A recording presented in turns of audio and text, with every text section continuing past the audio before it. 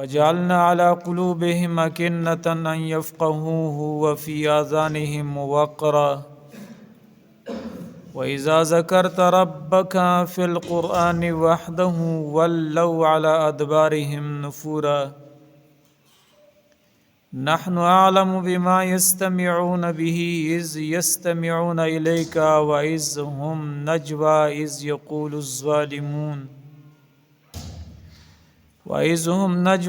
يقول الظالمون إن تتبعون إلا رجلا مسحورا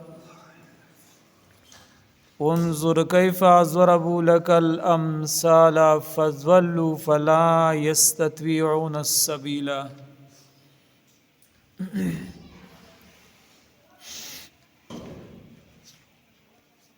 مخکنی آیتونو مبارکو کې د الله رب العزت د وحدانیت ذکر وشو چې الله رب العزت واحد لا شریک دی. د الله سره په وحدانیت کې د الله رب العزت سره په عبادت کې هیڅوک شریک هم مه جوړوئ. عبادت صرف او صرف د یو ذات کوئ، کم ذات چې هغه تاسو پیدا کړی تمام کائنات پیدا کړی دی. د هغه ذات عبادت کوئ چې کم ذات په دغه مخلوق باندې بیا فنا هم راوستلی شي، او بیا د هغه ذات عبادت پکار دی چې دغه فنا شوي څیزونه الله رب العزت دوباره هم راژوندي کولی شي. دوباره ژوندون په الله رب العزت باندې هغه آسان دی. څنګه چې په اول ځل باندې دغه مخلوق پیدا کړی دی نو دوباره هم پیدا کولی شي. د نبی کریم صلی الله علیه وسلم دا خبره د الله رب العزت د وحدانیت او د الله د یووالي دا به د مکې معظمې په مشرکینو باندې ډیره بده لګېدله چې دی هم کله خبره کوي نو بس صرف د یو ذات خبره کوي چې هغه الله دی، او دا خبره کوي چې د دغه الله سره شریک مه جوړوئ.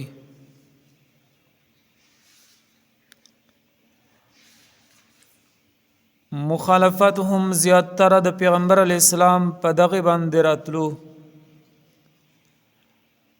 او د دغه مخالفت په بنا باندې به بیا دوی پیغمبر علیه السلام ته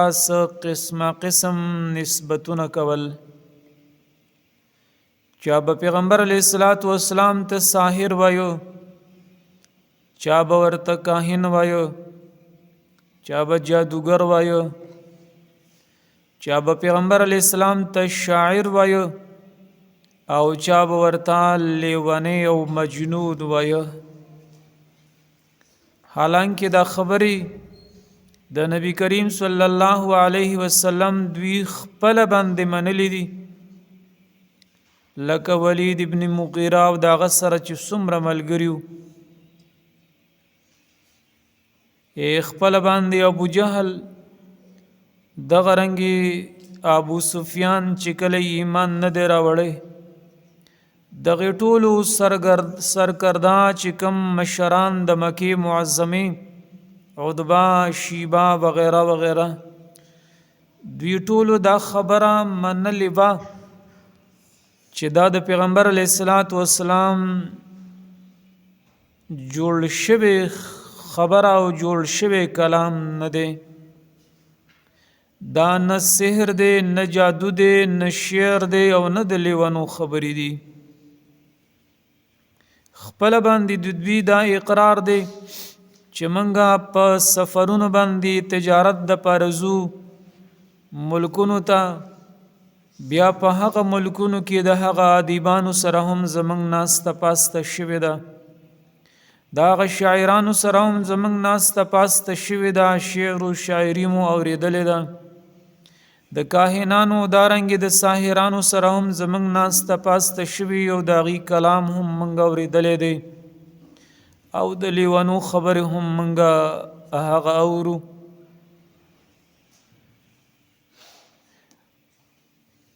او د پیغمبر علیه السلام کلام دا نه شعر دی،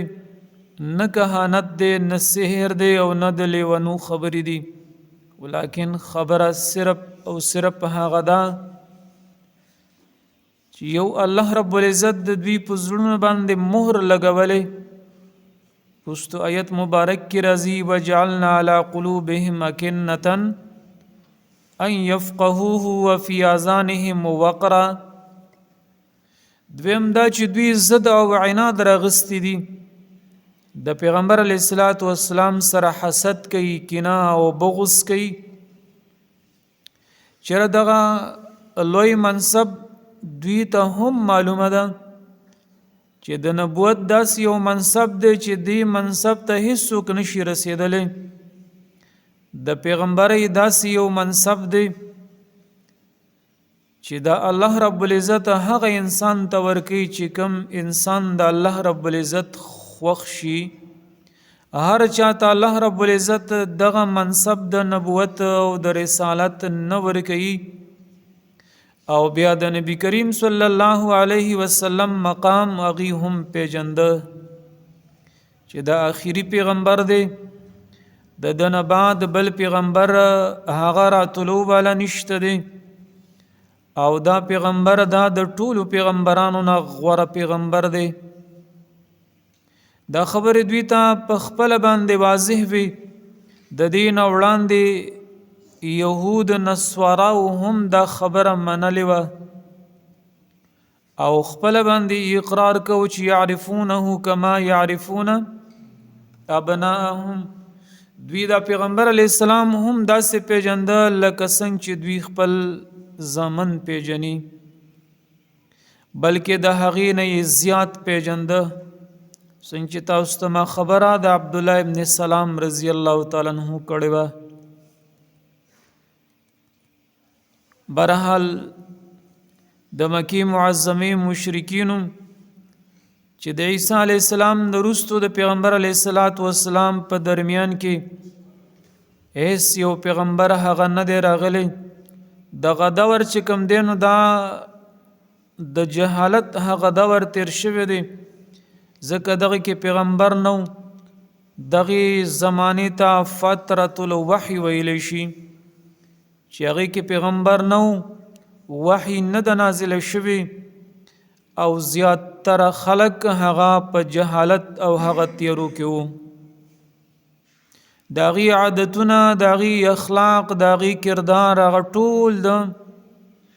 پیغمبر علیه السلام د هغه خبرو نه مخالف وو. د پیغمبر علیه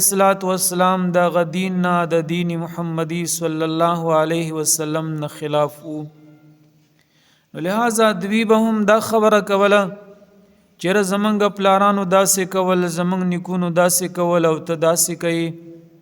زمونږ پلارانو داسې ویل، زمونږ نیکونو داسې ویل او ته داسې وایي. لہذا زمونږ او ستاسو نه لګي او زمونږ او ستاسو په منځ کې اتفاق هغه نشي راتللی. دغه آیتونه مبارک چې کوم د سوره بنی اسرائیل آیت نمبر هغه 45 ورپسې 46 نمبر سورت دی. چې کله سورت نازل شو د سوره ابي لهب چې تبت یدا ابي لهب وتب، تفسیر قرطبی دا حدیث را نقل کړی دی په روایت د حضرت جابر ابن عبدالله رضی الله تعالی عنہ چې کله دغه صورت را نازل شو، په دغه صورت د ابي لهب کې د ابو لهب مزمت ذکر کړل شو او د هغې سره سره د هغې د ښځې هم تبت یدا ابي لهب وتب ما اغنى عنه ماله وما کسب. دا خبر ستاسو وړاندې هم ما بار بار وکړله. تاسو وګورئ دغه کلام چې په دې کې د ټولو نه سخت الفاظ چې کوم استعمال شوي دي هغه د ابي لهب په باره کې نازل شوي دي. وجه هغه ظاهر ده، هغه مفسرین حضرات هغه یو وجه دا هم بیانوي چې د دغې صورت نه وړاندې چې کوم صورت سوره اخلاص ته قل هو الله احد دی، په هغې کې د الله رب العزت د وحدانیت خبره ذکر شوې ده چې د الله رب العزت سره شریک نشته دی، نه اعلی شریک لري نه ادنا شریک لري او نه اوسط درمیانه شریک او د ځان سره مساوي شریک هم نه لري. او د دې خبرې تردید ابو لهب کو، لہذا د ابي لهب په باره کې دغه سخت الفاظ استعمال شو ځکه هغه د پیغمبر علیه الصلاۃ والسلام په شان کې ګستاخی هم وکړله. کله چې پیغمبر علیه الصلاۃ والسلام هغه ته دعوت ورکړ د الله رب العزت د وحدانیت او دارنګ د خپل رسالت، نو ابو لهب پیغمبر علیه الصلاۃ والسلام ته سو ویل چې الله رب العزت دې هلاک کا. آیا تا موږ دې دپاره را جمع کړي یو او دارنګې کاڼي ته یې هم لاس کړل، پیغمبر علیه الصلاۃ والسلام باندې ګزار هم کوو. نو دا حرکت او دا خبرې د الله رب العزت خوښ نشوي، نو دغه صورت را نازل شو چې تبت یدا هلاک د شي دواړه لاسونه د ابو لهب و تب او هلاک شو. او دارنګې وامرأته حمالة الحطب فی جیدها حبل من مسد، داغه ښځه هم داغه سره بیا هلاک شوله. ام جمیل د هغې نامه وه، ام جمیل نامه یې ده. چې کله دغه صورت سوره ابي لهب نازل شو، پیغمبر علیه الصلاۃ والسلام صحابه کرامو سره تشریف فرما دی چې په دې کې د ابو لهب ښځه ام جمیل هغه راغله. ابو بکر صدیق رضی الله تعالی عنہ ولیدله او هغه ور باندې پوه هم شو چې دا اوس په غلط نیت باندې را روانه شوې ده. ابو بکر صدیق رضی الله تعالی عنہ پیغمبر علیه الصلاۃ والسلام ته فرمایي یا رسول الله دا زنانه را روانه ده، دا ښځه را روانه ده او دارنګې دا بس داسې خبرې وکړي چې تاسو ته به پې تکلیف میلاو شي یا داسې څه حرکت ونه کړي چې هغې باندې به تاسو ته تکلیف میلاو شي، لہذا تاسو یو سیټ ته شئ. د دغې زنانه نه لږ شانتې تاسو سیټ ته شئ. پیغمبر علیه الصلاۃ والسلام ورته وفرمایل چې نه، دا ما ته هېڅ نشي ویلی. چې کله هغه ښځه ام جمیل د ابو لهب ښځه راغله او دارنګې تپوس یې ترېنه وکړه د هغه صحابه او دارنګې د ابو بکر صدیق رضی الله تعالی عنه نه چې ستاسو هغه ملګری هغه څه شو، هغه خو زمونږ حج و کړی ده، زمونږ حج و یې کړی ده. ابو بکر صدیق رضی الله تعالی عنہ ورته جواب ورکوي چې پیغمبر علیه الصلاۃ والسلام نه شاعر دی او نه دارنګې هغه اشعار ویلی شي او حج و چې کوم دی نو هغه په شعر کې کوی شي. نو پیغمبر علیه السلام شاعر نه دی، نه دارنګې شعرونه وایي او نه ستاسو هغه حج وکوي. بهرحال چې کله هغې دغه جواب واورېده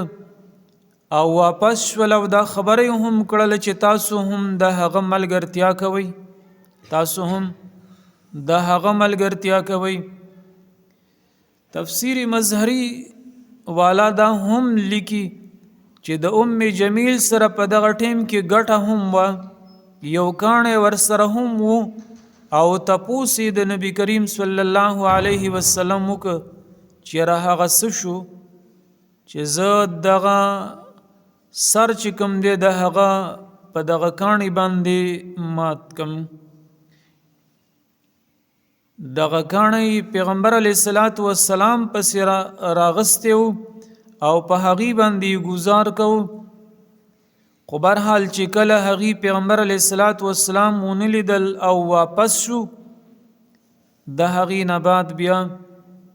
پیغمبر علیه الصلاۃ والسلام نه ابوبکر صدیق رضی الله تعالی عنہ پوښتنه کوي چې دغه ښځه هغه خو راغله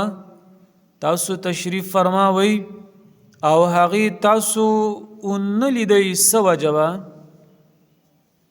نو پیغمبر علیه الصلاۃ والسلام جواب ورکړ چې الله رب العزت یو فرشته راولېږله زما او د هغې په منځ کې یو حایل او پرده جوړه کړله دغې ښځې زه ونه لیدلم په دغه وجه باندې چې هغه فرشتې په وزر سره زه د هغې نه پټ کړی وم زه نه لیدلم. دغه آیتونه مبارک په دغه موقع باندې هم نازل شوي دي چې وَإِذَا قَرَأْتَ الْقُرْآنَ جَعَلْنَا بَيْنَكَ وَبَيْنَ الَّذِينَ لَا يُؤْمِنُونَ بِالْآخِرَةِ حِجَابًا مَسْتُورًا او هر کله چې تلولي قرآن جعلنا بینک و بین الذین نو من ګرځو په منځ تا او په منځ د هغه کسانو کې چې ایمان نه راوړي په آخرت باندې حجابا مستورا یو پرده پټه کړې شوې او وجعلنا على قلوبهم أكنة أن يفقهوه. الله فرمایي چې من ګرځولي دي على قلوبهم په زړونو د دوی باندې أكنة فردي ان يفقهوه لئلا يفقهوه لدې د پاره چې دوی پوه نشي په هغې باندې وفي آذانهم وقرا او په غوږونو د دوی کې ثقل له بوج دی او وإذا ذكرت ربك في القرآن وحده او هر کله چې ته ذکر کوي د رب خپل فی القرآن په قرآن کې وحده واحد لا شریک چې الله شته او د الله سره شریک نشته دی نو ولوا علی ادبارهم نفورا وګرځي دوی په هغه شاګانو خپلو کې نفرت کوونکي دوی نفرت کوي او دارنګې د هغه قرآن د اورېدونه مخ وګرځوي. وَإِذَا قَرَأْتَ الْقُرْآنَ جَعَلْنَا بَيْنَكَ وَبَيْنَ الَّذِينَ لَا يُؤْمِنُونَ بِالْآخِرَةِ حِجَابًا حجاب پردې ته ویلی شي.